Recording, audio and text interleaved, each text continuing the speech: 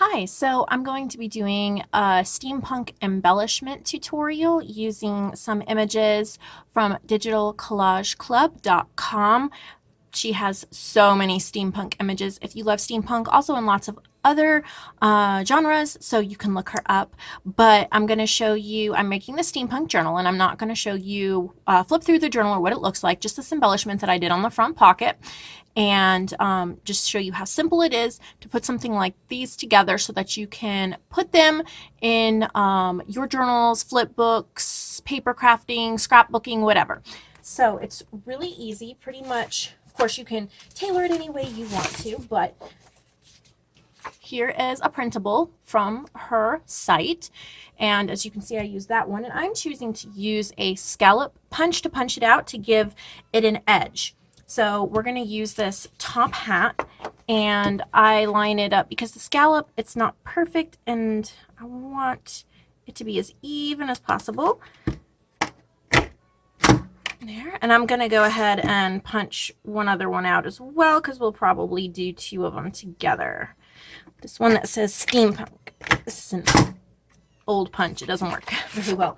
Okay, so now that we have those, I grabbed a book page from a vintage typewriting course. As you can see, I've already used part of it. This is great to use up scraps from books. I would find some kind of a vintage science book, textbook, I don't know, something that has to do with machines or mechanics or something like that.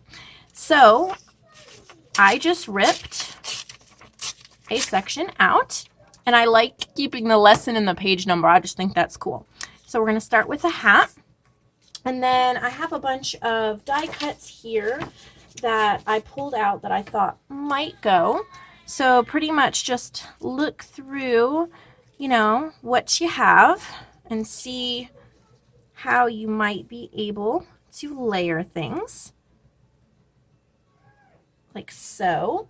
I also have some lace and some buttons that I pulled out that I thought were kind of steampunk, as well as a couple of paper clips. So this is what I'll be choosing from to make these. So I like how this is set up. And one thing, I'm kind of out of frame here. Sorry, guys.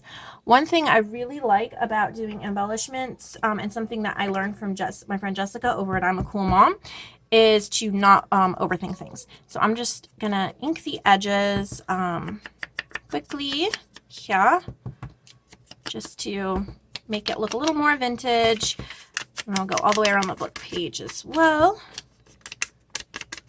And I will be doing some sewing off screen, but you don't have to do that. You can, you know, just use glue. I'm gonna glue it down just a pinch so it doesn't slip, and then I will be sewing. So don't overthink it, just start layering.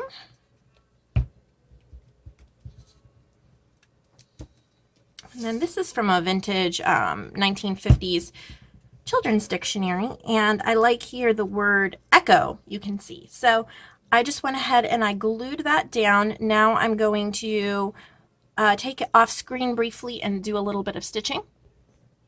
All right, so that's what it looks like after it's stitched.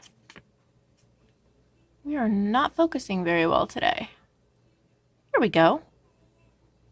All right, and then I'm going to look through my buttons and clips and see what I might like. I like that little teeny button there. So I'm gonna add just a dot of this tacky glue. You could sew it on if you wanted to, but I'm just gonna glue it on. Like so. And I have some black lace. I'm just gonna cut a little piece off. Again, you could sew this on as well, but again, I'm just going to barely glue it. Just glue it on with this tacky glue. I bought way too big of a tacky glue bottle, and it's so hard to get the glue to come down. And then that'll dry. There. So there's one. Let's do one more. And I'm going to do it a little bit of a different orientation this time. Instead of horizontal, I'm going to do it vertical. So I have this piece here, type T with F finger. And we're going to use the Steampunk cutout or punch out. And if you don't like circles, she has like squares too. So that's another option. All right, and then I'm going to look again through my die cuts and see what I got that I might like. I kind of like this money sign. But I even have this piece of Monopoly money that I don't know. See, I think that's cool. I like that. All right, so if we're gonna, like, before I sew, sorry, I'm thinking, and so I'm like not hardly talking. Too much brain power. Okay.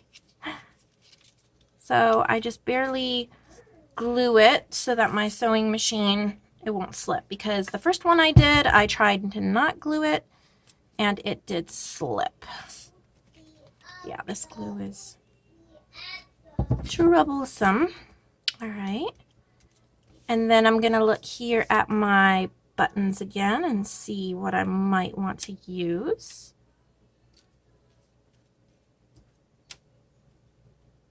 Well, that's kind of cool. It's almost like $sign $4 and $1 and all that. So I'm going to glue that right there.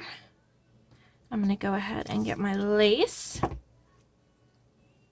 and figure out where I want that. So pretty much I'm just layering up all sorts of things, not really thinking too much about it. All right, so I'm going to go stitch it and then come back and show you. All right. So there we go. I'm hoping it's focusing okay. And I'm just going to ink up the edges at the end and we will be done. So of course you can do this in any type theme. I'm just showing you steampunk because that's what I'm working on, and it is a lot of fun to put together vintage things and machines and Victorian and vintage, and I don't know what is the actual definition of steampunk, you know. I think of vintage and mechanical all together. So that's what we made, and I'd love to see if you do something like this. You can tag me on Instagram at LindsayAnzie or leave a comment below and tell me where I can check out your video or photo. I'd love to see what you do. And again, check out Digital Collage Club. She has so many steampunk digital collage sheets. They are amazing and they are so much fun to work with.